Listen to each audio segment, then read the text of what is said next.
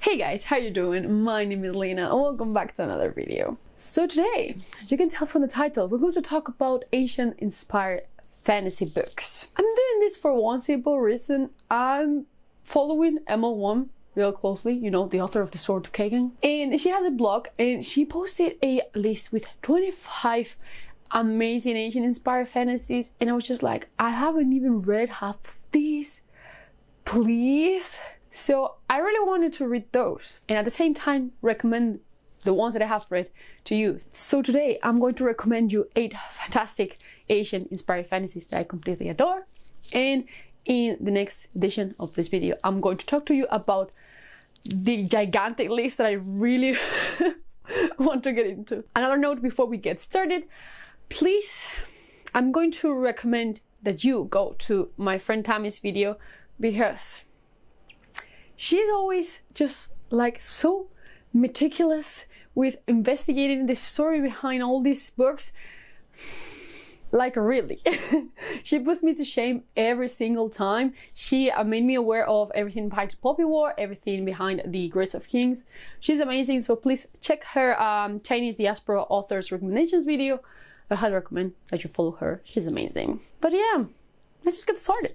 So honoring Tammie, we're going to start with The Poppy War by R.F. Kuang.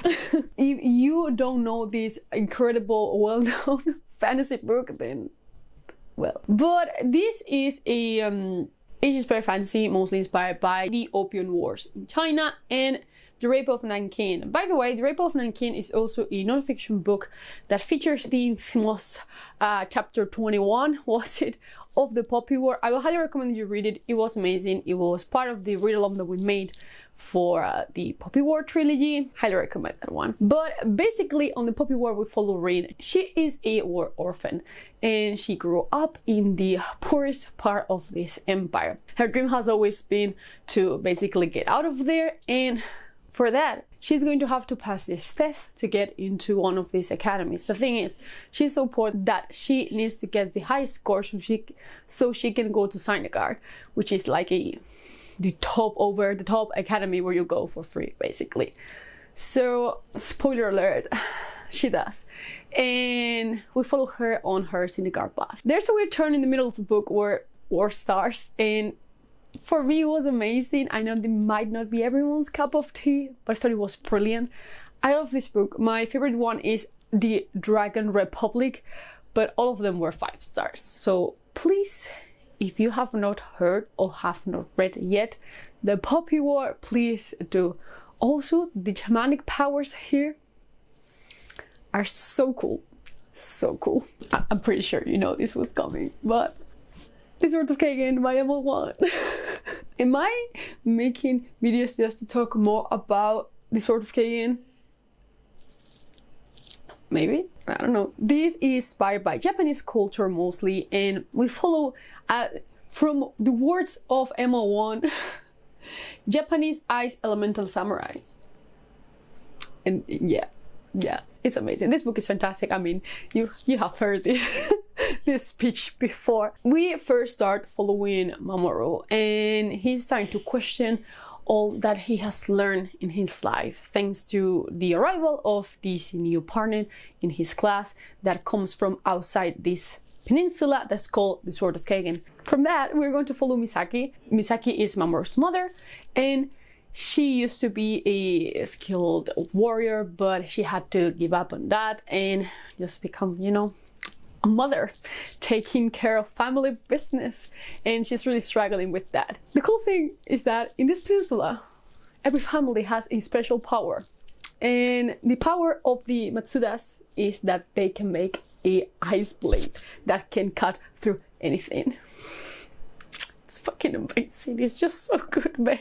Again, this book is also pretty weird because this is a standalone, and the climax of the battle happens right in the middle of the book. So you will have like 200 pages left with the whole emotional aftermath that is so hard to read. If this book doesn't make you feel something, you're dead inside, because holy shit, I cry like a little baby with this book. Oh man, this is so good. So good. This was my favorite book that I read last year. It was #1, of course, my best books of last year. It's incredible. I highly recommend this one. I cannot recommend it enough. It's amazing. I'm going to read absolutely anything else that Emma Wand writes. She's currently writing 2 other books that have been amazing so far, but still, Sword of Kaigen, wonderful. Did I also make this so I can include The Grace of Kings? Can you? No. So the Grace of Kings is again another Asian inspired fantasy, but it is actually inspired by real events, more precisely by the two-hand contention that it was a fight, basically, well, a fight between the Qin dynasty and the Han dynasty. This book, man, this book.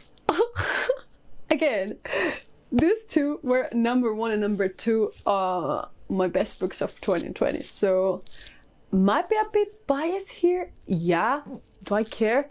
No. So still fantastic books. The Wall of Storms was so good. The sequel to this book was incredible, even better than the first one, and this one unbelievable. So basically, we start following Emperor Mapidre, and his dream was to conquer this land and just made like a unified empire. He does, but then, you know what, he dies. So now some different realms are starting to rebel, some are loyal to the empire. Everything is a little bit of a mess. We're going to follow 2 main characters. Of course, they are one based on the Han dynasty, one based on the Qin dynasty, you know. One of them is Kuni, who used to be thief, con artist, whatever you want. He's really ambitious, and you know, life is going to get him somewhere. I don't really want to spoil it too much. The Kuni's story is so good. Like, in the first book, his story is so good. His arc is amazing, and Jia's arc, and Jin's arc is just so good. At the same time, we're also going to follow Mata, and he used to be the son of one of the kings that used to rule before Mapidre, and you know, Mapidre killed his dad, so he has been raised to take down the empire, basically. Please do not be afraid of this book. I know it seems massive, but it's so good.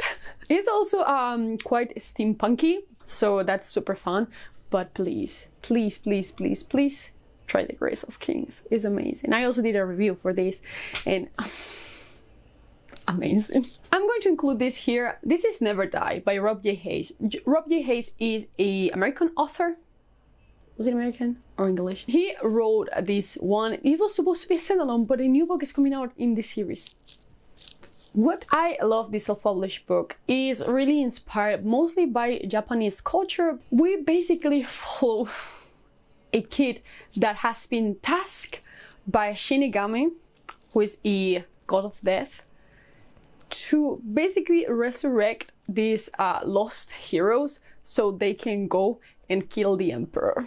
It's fucking amazing, let me tell you. Like, the moment that I discovered that book 2 was coming out, it's not technically book 2, they are companion novels, but bought it immediately. Like, I need it. It's so good. I would highly recommend it. It really feels like anime or manga. You can picture everything that is going on really easily, like super easily. He uses like a great, straight to the point descriptive language, so you can picture everything. It's just great. I recommend this one if you want to have fun time, you know, compare with these ones that are just going to make you suffer. This is a fun time, you know, just relax, have some tea, whatever you want, and just read Never Die. It's super cool. Then, of course, Jade City by Fonda Lee. I mean, this book really took everyone by surprise last year, and I'm so happy it did. I read it January, February, somewhere along those lines. Just after reading Sword of Kaigen, I was just like, I need Asian inspired fantasies. Like, they're fucking amazing. And my friend Katie was just like, you have Jade City, read that shit because it's amazing. And it is. It was so good. So good. According to the author, I will leave a link down below with a Reddit thread that she made. She mostly was inspired by studying maps of Hong Kong, Taipei, Tokyo, Singapore, as well as food, weather, reading about Asian history from World War II onwards, watching a lot of mafia movies, and Kung Fu flicks. It's a mix of everything. Please check that one down below. It's super interesting. So basically in this world we have the green bones, meaning that they can use jade, and by wearing it they will get like special abilities, mostly related to their fighting skills basically. So they are faster, stronger. Some of them can use like really weird techniques. I don't want to spoil it. Sorry. But that's the main world. We basically focus on two families, the Nopi clan and the Mountain clan, especially the Nopi clan. We are going to follow the Nopi clan. They are fucking amazing. These two clans are mostly at war with each other, and that's what we are going to follow, like a gang fight, and it's just amazing. It's super fast paced. It's very different from these ones. It's more urban fantasy than fantasy, you know, though we have like Jade, that's the most fantastical element of it, but it's set on modern times and it's fucking amazing. Characters are incredible. I will never forget it. I mean, Lan, Hilo, Shay, and then they are all amazing. They are really unique. Their voices are really unique. You can tell all the time who's, you know, whose chapter you're in. Amazing. Extremely recommend the Green Bone Saga. Like, extremely recommend this one. Jade War is also fucking amazing, and it will probably give you a heart attack. But both are incredible. Then for another like-hearted read, we have The Shadow of the Fox by Julie Kagawa. This is also Japanese inspired, and picture whatever just like anime you want. This is so similar to it. You have magical scrolls, kitsunes, legendary samurais, unknown ronins, demon swords. It's just so cool. It's a fun read, you know. It's not like really deep. You're not going to be just like, oh, I'm so like into this one. It's a fun read. You're going to have a good time reading this one. I would highly recommend the audiobook. I've heard people complain about it, but I actually really enjoyed it, you know, like, yeah. So in this one we're going to follow Yumeko, and she's half kitsune, half human, meaning she's half fox basically, and she lives in the monastery that holds part of the scroll of 1,000 wishes, 1,000 prayers, sorry, 1,000 prayers. And when you get this scroll together, it basically can grant you any wish you want.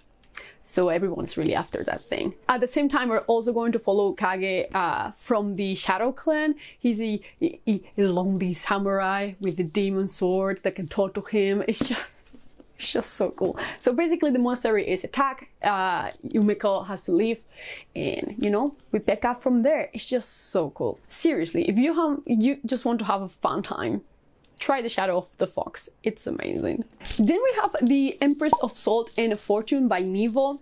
For what I understand, this is reminiscent of Imperial China, and this is a short novella, and it's just so cool. Please, if you are mildly interested in this book already, try it, because it's so good.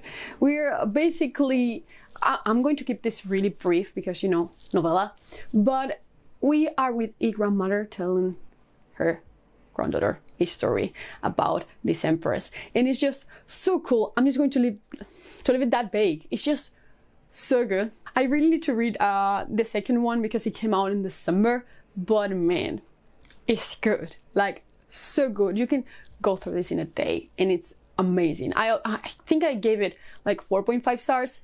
So good. I'm not a huge fan of novellas, but this one was so good. And the last one that I have here for today is The Wolf of Oren Yaro by K.S. Villoso, and this is actually Filipino inspired.